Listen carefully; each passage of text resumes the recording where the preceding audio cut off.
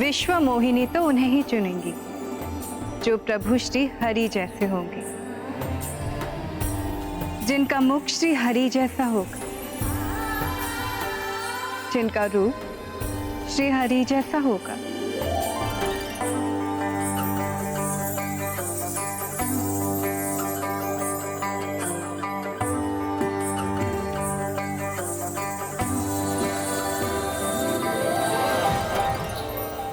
अपने आप को मोह माया से ऊपर समझने वाले देव ऋषि नारद दिव्य नगरी की राजकुमारी विश्व मोहिनी के मोह पास में फंसी गए। फिर क्या हुआ?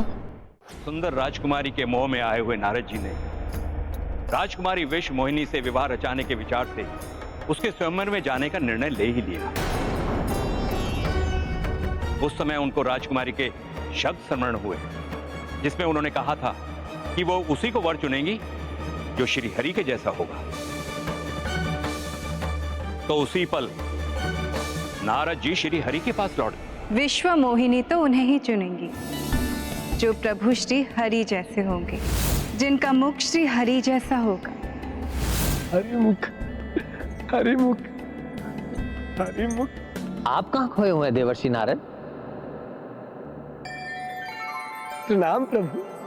हे प्रभु विष्णु, हे प्रभु नारायण, हे श्री हरि, मुझ पर कृपा करें प्रभु, मुझे हरि मुख प्रदान करें। मैं विश्व मोहिनी से विवाह करने का इच्छुक हूं प्रभु। तथास्तु। अब जब आप स्वयंवर में पहुंचेंगे तो आपको हरि मुख प्राप्त हो जाएगा। सत्य प्रभु। नारायण नारायण।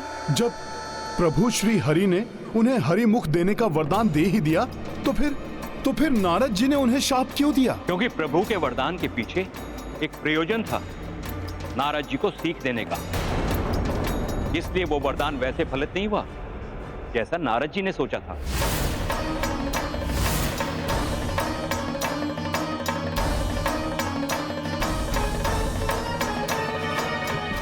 ये कौन सा स्वांग रचा है इन्होंने? हमसे तो भिन्न लग रहे हैं ये।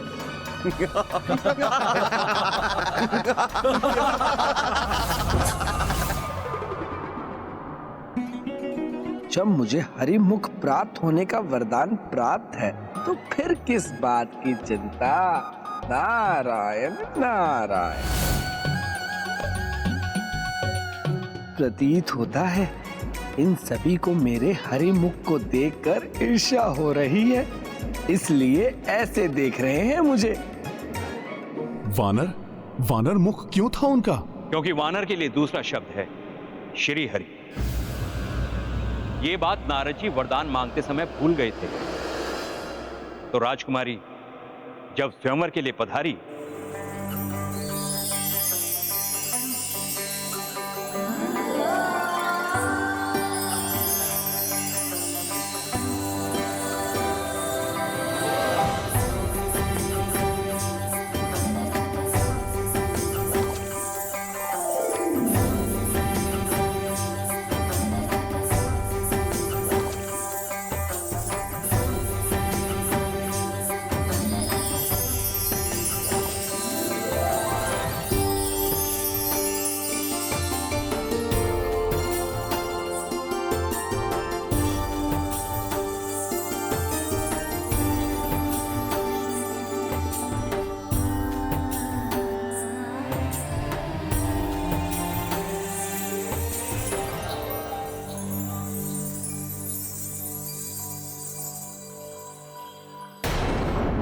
कदाचित राजकुमारी की दृष्टि उचित प्रकार से मुझ पर नहीं पड़ी।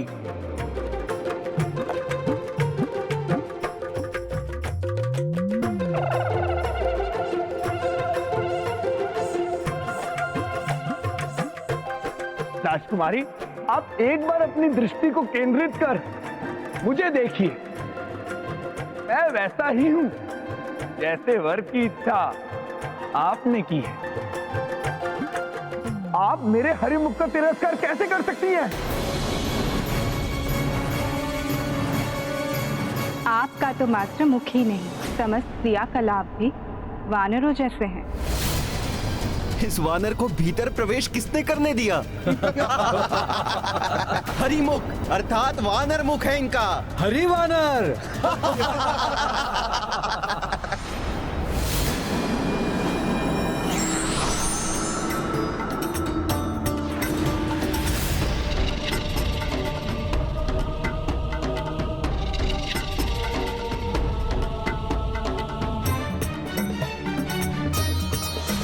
प्रभु श्री हरि की, प्रभु श्री हरि की, प्रभु श्री हरि की, प्रभु श्री हरि की, प्रभु श्री हरि की, प्रभु श्री हरि की, प्रभु श्री हरि की, प्रभु श्री हरि की।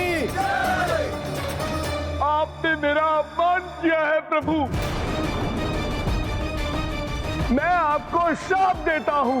आपके नर अवतार में, आपके प्रत्येक कार्य में आपको मुझ जैसे वानर की सहायता चाहिए होगी।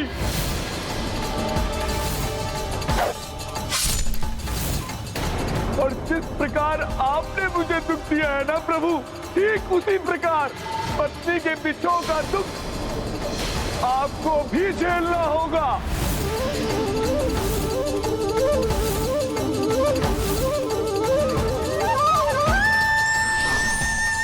उसी श्राप के कारण आज माता सीता को प्रभु श्री राम से विलग होना पड़ रहा है। सुमंत्र जी, नियति है तो भी मैं माता को वन में एकाकी कैसे छोड़ सकता हूँ? हनुमान जी, नियति ने इस घटनाक्रम के साथ उस स्थान को भी नियत कर रखा है जहां माता सीता को शरण प्राप्त होगी। वहां अनेक ऋषि मुनियों के आश्रम हैं।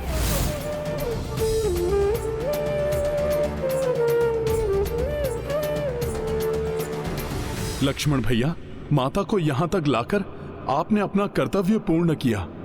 अब आप लौट जाइए और प्रभु से कहिए कि यदि मैं माता को अयोध्या नहीं ला सकता तो वो इस पुत्र को इतनी अनुमति ही दे दें कि मैं तब तक उनका ध्यान रख सकूं जब तक उनको कहीं शरण की प्राप्ति नहीं होती। प्रभु तो स्वयं यही चाहेंगे। वनवास में भी उन्होंने कभी माता को एकाकी नहीं छोड़ा था। हम दोनों भ्राताओं में से सदैव कोई ना कोई उनके साथ अवश्य रहता था, सिवाय उस दिन के जब रावण ने छल से मुझे और भैया को माता से दूर कर दिया था।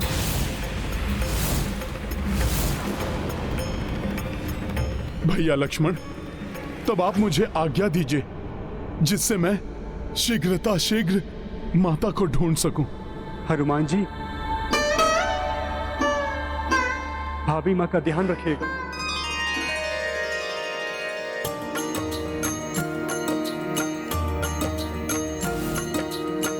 स्वयं सियामा रूपा शक्ति, मर्यादा पालन बन भटकी, भावुक चित्त ढूंढे कपिराई, किंतु माता झलक न पाई। राम सिया राम जय हनुमान। जीव अरण्य दिशायक जाए, हनुमत मन संशय उपजाए। जानकी अब निद्रा को पाई, सिंह भुजंग निकट सब जाए। राम सिया राम जय हनुमान। राम सिया राम। माता आप कहाँ हैं? जय हनुमान। ये गाथा महाबली हनुमत की रुचि कर ली।